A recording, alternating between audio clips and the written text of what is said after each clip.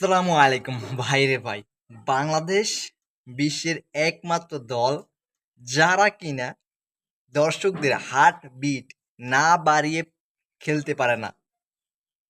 এত সহজ একটা স্কোর যেখানে ভারত 200 থেকে 250 রান করতে পারত, সেখানে দারুণ কামব্যাক করে বোলিংয়ে দারুণ কামব্যাক করে তা ভারতকে মাত্র 168 রানেই আটকিয়ে দিলেও বোলাররা, যেটা একেবারেই জয়ের জন্য খুবই সহজ ছিল, সম্ভব ছিল যে জয়টা, সেই জয়টাকেই তারা কঠিন করে তুলে সহজ ম্যাচ কঠিন বানিয়ে একটা দুইটা রান নয় 41 রানের বিশাল লজ্জাজনকভাবে পরাজিত হলো এই বাংলাদেশ। জুলিয়ান উড, যিনি বাংলাদেশের পাওয়ার হিটিং কোচ ছিলেন, যার পিছনে বিসিবি লক্ষ লক্ষ টাকা খরচ করেছে, সেই জুলিয়ান উডকে দিয়ে কি লাভ হয়েছে? বাংলাদেশের কয়জন ব্যাটসম্যান পাওয়ার হিটিং শিখতে পেরেছেন? আমার জানা মতে এই যাবৎ পর্যন্ত বিসিবি সবচেয়ে বেশি দুইটা প্লেয়ারের পিছনে টাকা খরচ করেছে। একজন হলো সাইফ হাসান, আর একজন হলো নাজমুল হোসেন শান্ত। সাইফ হাসান মাশাল্লাহ, তিনি গতকালকে ভারতের বিপক্ষে নিজের জান প্রাণ দিয়ে সর্বোচ্চ চেষ্টা করে গেছেন জয়ের জন্য, কিন্তু তিনি একা কি করবেন? তাও তিনি শেষমেশ টেনে টুনে নিজে 69 রান করেছেন এবং দলকে মোটামুটি একটা পর্যায়ে নিয়ে গিয়েছেন। 127 রান মেবি করেছে বাংলাদেশ অল আউট হওয়ার বিনিময়ে, যেখানে সাইফ হাসান একাই করেছেন 69 রান। তিনি জয়ের জন্য সর্বোচ্চ চেষ্টা করেছিলেন।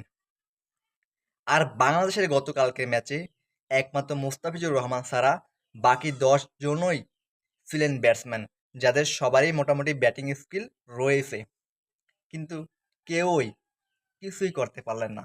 আর টিম ম্যানেজমেন্টের কথা কি আর বলবো, তাদের মাথায় রয়েছে গোবর। যেখানে নুরুল হাসান সোহানের মতো অভিজ্ঞ, যোগ্যতাপূর্ণ, যার ভালো পারফরমেন্স রয়েছে, যিনি গ্লোবাল সুপার লিগে অধিনায়ক হিসেবে চ্যাম্পিয়ন হয়েছেন, যার কিপিং ভালো, ব্যাটিং ভালো, ফিল্ডিং ভালো, অধিনায়কত্ব ভালো, সেই নুরুল হাসান সোহানকে রেখে লিটন কুমার দাসের ইনজুরিতে নুরুল হাসান সোহানের পরিবর্তে তারা জাকের আলী অনেককে, যার ইদানিং পারফরমেন্স খুবই বাজে, আর কিপিংয়ের কথা তো না বললেই নয়, একেবারেই বাজে যার কিপিং, সেই জাকের আলী অনেককে অধিনায়ক এবং কিপার হিসেবে বেছে নিয়েছেন টিম ম্যানেজমেন্ট, যেটা সত্যিই দর্শকদেরকে আশাহত এবং নিরাশ করেছেন ম্যানেজমেন্ট। এটা আসলে কখনোই কাম্য ছিল না।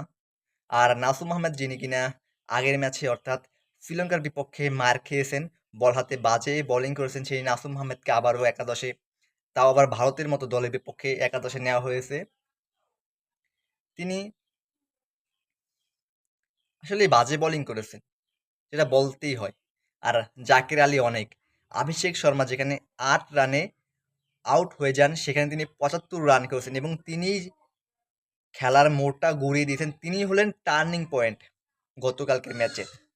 তিনি যদি ওই 8 রানে আউট হতেন, তাহলে খেলার পরিবেশটা, চিত্রটা ভিন্ন হতে পারত। হয়তো ভারত 100 থেকে 120 রানের ভিতরেও আটকে থাকতে পারত, কারণ অভিষেক শর্মা একাই খেলে দিয়েছে বাংলাদেশকে।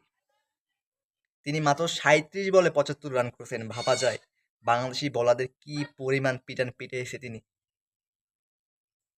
তার একটা ক্যাচ মিসের কারণে বাংলাদেশের আজকের এই দুর্দশা। দেখা যাক, আজকে বাংলাদেশ পাকিস্তানের বিপক্ষে অলিখিত সেমিফাইনাল খেলবে।